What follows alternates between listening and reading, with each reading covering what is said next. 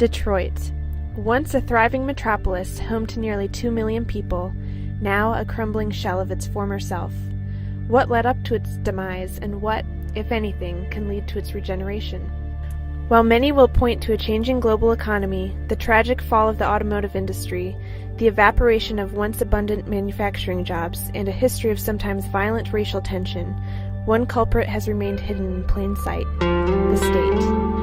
A true epidemic of organized government corruption and financial mismanagement, where taxes being generally twice as high as the U.S. average, the bureaucratic thieves in Detroit are unable to execute the simplest of government functions or provide the most basic services to its residents.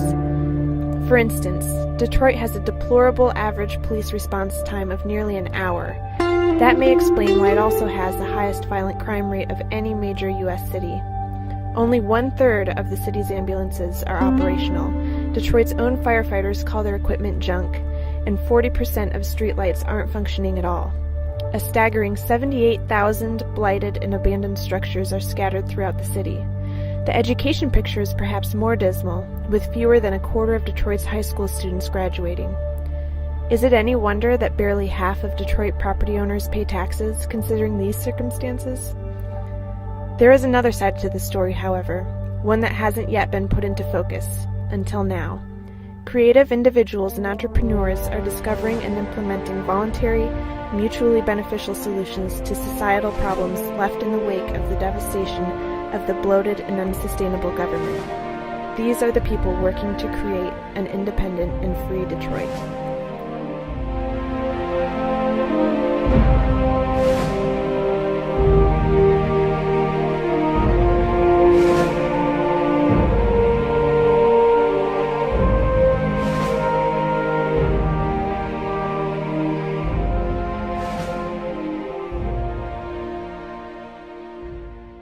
Hey, I'm Katie Testa with the Local Focus, and I'm here in Detroit at the Threat Management Center with Director of Operations Dale Brown. And Dale, I am completely new to this idea of threat management, and I want to know a little bit more about what you do here. How do you serve the community? And moreover, what's your philosophy here? How do you approach threats? Well, in general, Threat Management Center is about preventing threats from taking place. We believe in something called opportunity denial. We deny the opportunity for violence to occur by creating conditions which are conducive for having a good quality of life and preventing violence from ever taking place in the first place. Okay, so run me through an example of a typical day for you guys here. Well, first of all, we escort people into their businesses. We make sure they safely get from their car to their business. The way we do that is by circling their building before they actually enter, looking for threats before they have a chance to lay in wait for that person coming to open their business. We call that embarkations. These escorts are $10 for each escort in, and it's very affordable because for 10 minutes you have us there and you are safely inside your building. We also ride cigarette trucks. We stop hijackings. We used to have a problem here in Detroit with hijacked cigarette trucks. The cigarette trucks was a major industry, robberies, hijackings, taking the whole truck, taking some payload off the truck. We stopped those in 1998 till this day for a $250 million company that's now a $300 million company. And now another company contacted us in 2006, and they had a problem similar. They got robbed 3 times in 1 week. In one situation, they actually took the truck, took hostages, and physically took them to a different city. We stopped all those hijackings, and for this other company, it's a $100 million company. So those are the companies that basically afford us the ability to go out and help people for free, which is something we do for communities in general that have domestic violence or stalking victims.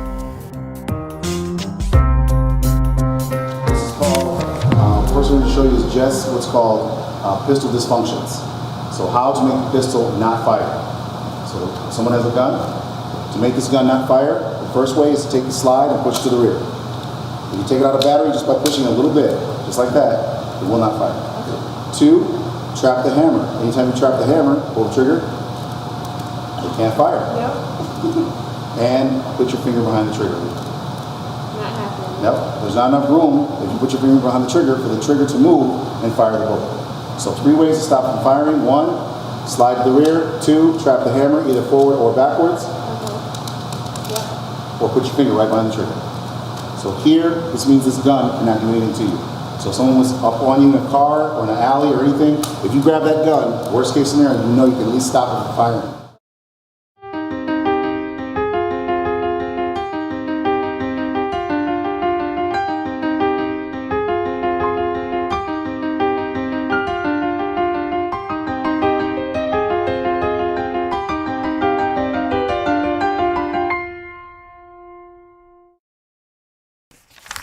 So do you think that you're really filling in a gap where the Detroit Police Department and other law enforcement agencies are failing at serving the community? Well, I don't think it's necessarily that law enforcement's failing. I think it's just we have expectations that are outside of their scope of their duties. What we like as civilians and citizens, families and business owners, we like to have an environment free of violence, free of crime. Police officers and police departments are tasked with arresting people after they've broken the law. So if you think about it, the core values and the metrics by which they are measured, law enforcement way of thinking is based upon prosecution, and ours is based upon prevention. And that's the core difference, is we are in line with what normal people want. They want a life without violence and crime. Right. So the police respond typically after rape, theft, or murder has occurred, and you guys would like to deter that, number one, and ensure that that stuff just doesn't even happen. The opportunity isn't there for people to come in and injure people or violate their property rights. So correct. And we consider that opportunity denial. So we don't let people create the conditions that lead to their arrest. We simply communicate with them ahead of time using psychology primarily, so that we create a condition where the predator mindset doesn't believe there's an opportunity, and therefore we create a condition where you can have a good quality of life for your family, your community, or your corporation. So what sort of things do you do to help other people that aren't, a part of threat management, but say members of the community, families, individuals? How do you help them detect and deter and all of that? Some of the ways we help, let's say three of the primary ways. Number one, we have a television show that comes on every Saturday here in Detroit. It's called Threat Management Center. It airs locally on Comcast cable TV. And what we teach on there is actually how to defend yourself. So techniques of gun disarms, knife disarms, how to use psychology, law, and skill in that order to defend themselves against violent criminals. So we're teaching regular people right here in the Detroit area, Metro Detroit area, how to keep themselves alive and safe. And that's every week. And that's been for approximately 7 years now. Wow. And then we also provide Free Family Friday, which is a free class here at our facility from 7 o'clock to 8 o'clock. Any family can participate, and it's totally free, and they can come as much as they want. And in this class, they're taught actual gun disarms, knife disarms. They're taught how to get someone's hands from around their throat, how to escape is the primary function of the class, but to also give them some type of options under the worst case scenario. So we don't want a person to have to make a primal decision when they're faced with a self-defense question. When a person pulls a gun on them, we want them to have intelligent options. And the way we do that is by filling their toolbox with lots of options. So their brain never forms what we call, never goes into a panic state. The panic state is, we attribute that to having a lack of known options. So we want someone to have a toolbox full of different options, and what we really emphasize is how to keep things from happening versus how to really fight really well. Right. So some of the cases that you deal with that I've heard about involve stalking. Do you care to elaborate about that at all? Yes, stalking and domestic violence victims are sent to our organization for protection. This is a community service for us. It's something we do for free. The shelters that are in the area, the prosecutor's offices, the domestic violence courts send people to us for assistance if they think they're going to be killed, if they think it's serious, anything that they call lethal level. They send these people to us. These are typically single moms or elderly people that are being terrorized by someone. And what we do is we keep them from being abducted. We keep them from being continually terrorized. And that requires us to go out and selflessly put ourselves at risk. Our team members do this by choice, but it's something they use to pay for their training here. So all they're getting is more advanced capability in order to go out and help people, but they have to put themselves at risk. And these are real, actual predators. And so what we're really proud of is that what we bring to the table are a lot of heroic people that are altruistically motivated to create change in people's lives and keep them alive. And in 20 years, not one person who came to us for help has been injured. Not one person has been killed that came to us for help, and not one person on our staff has been killed. 6 of us have been shot, 1 female, 5 men, and none of us had ever had to go to court for civil or criminal reasons. So we've never had a situation go to the negative where we cannot articulate it at the scene and create a positive outcome. Wow, that's really impressive.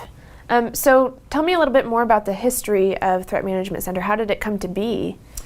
Well, at first I was just teaching in parks. I created a martial arts system, a survival system.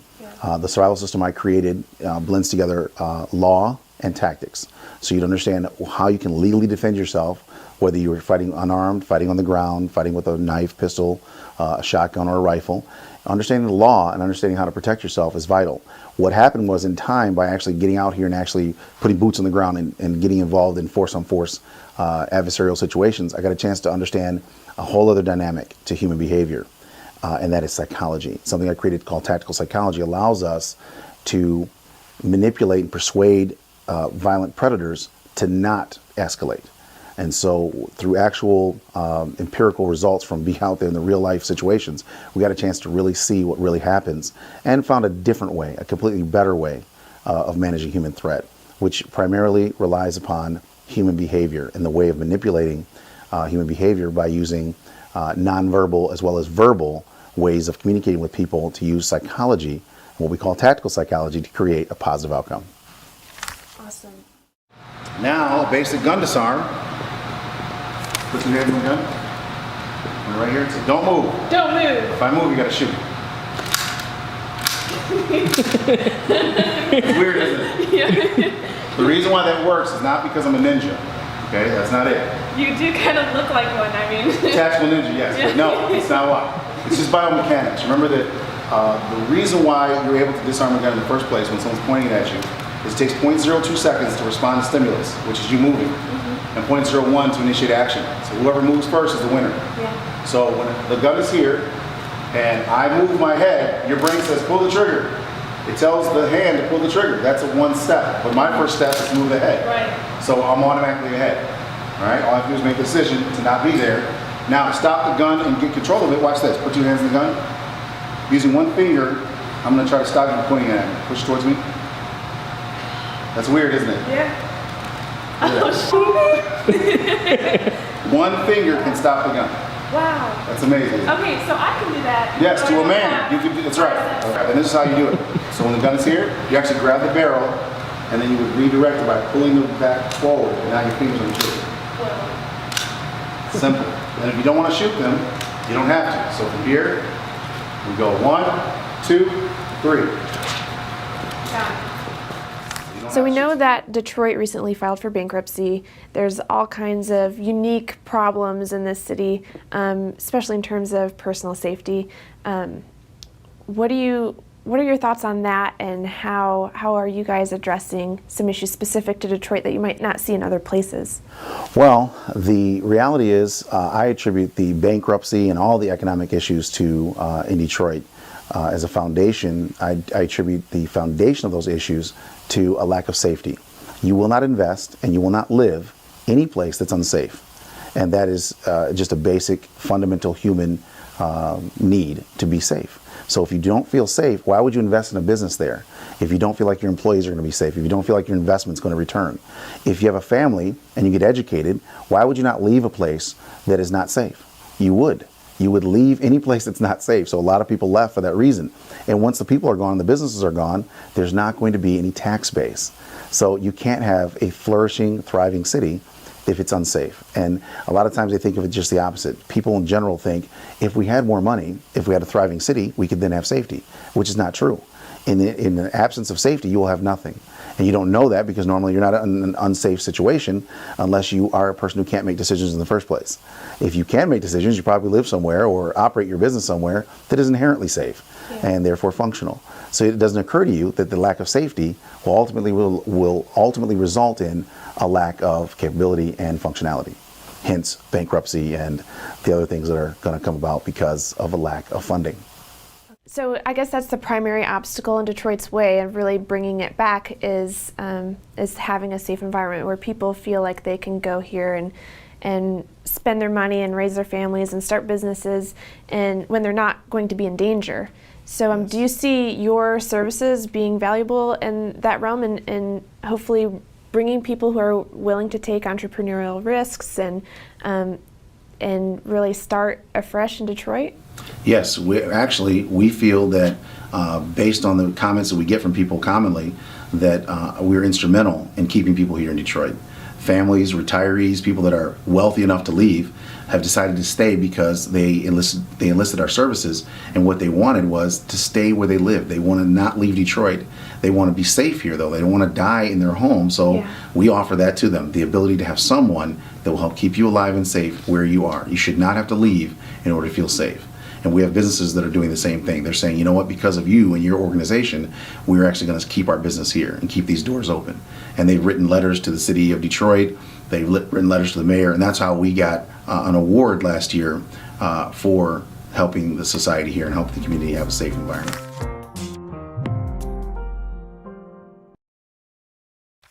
Three ways to get a knife out of the hand.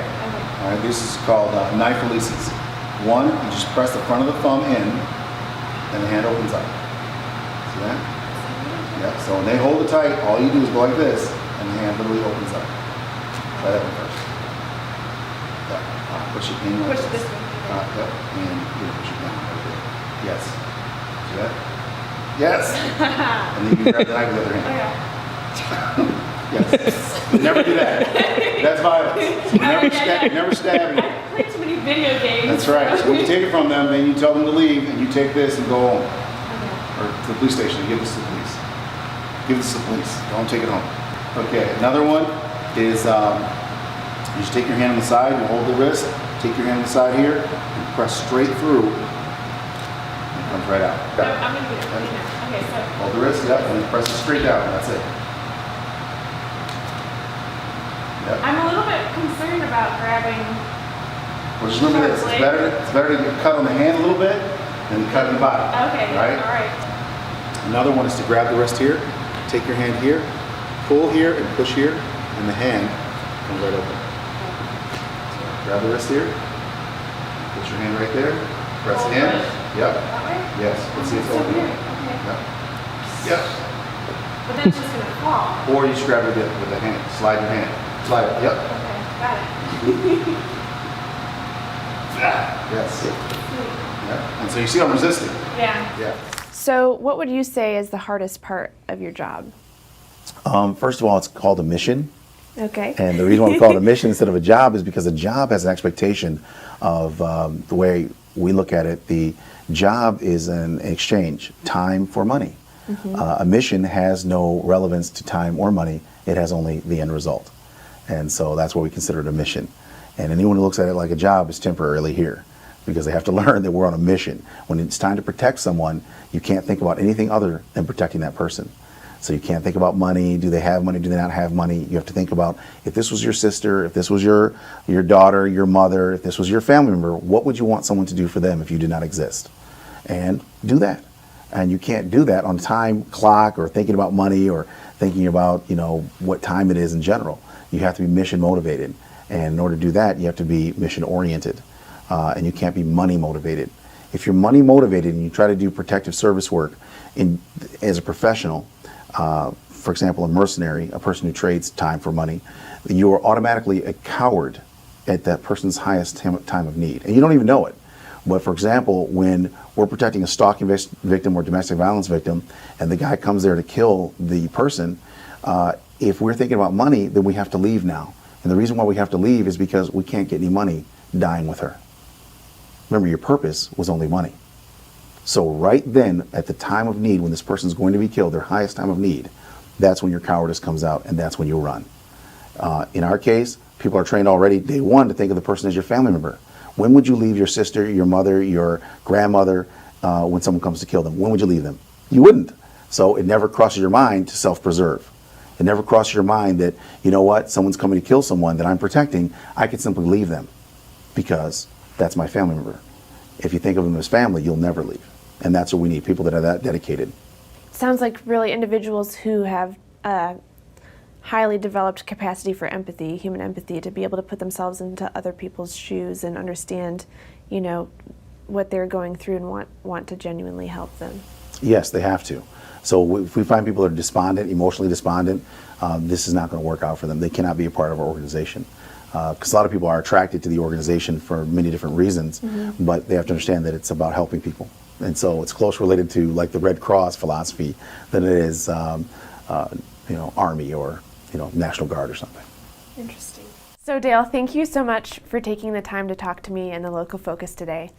If someone's interested in contacting you about your services, how would they go about doing that?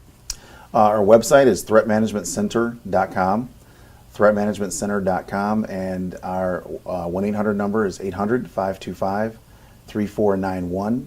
That's 800-525-3491. And we help people that can't afford our services if their life's in danger.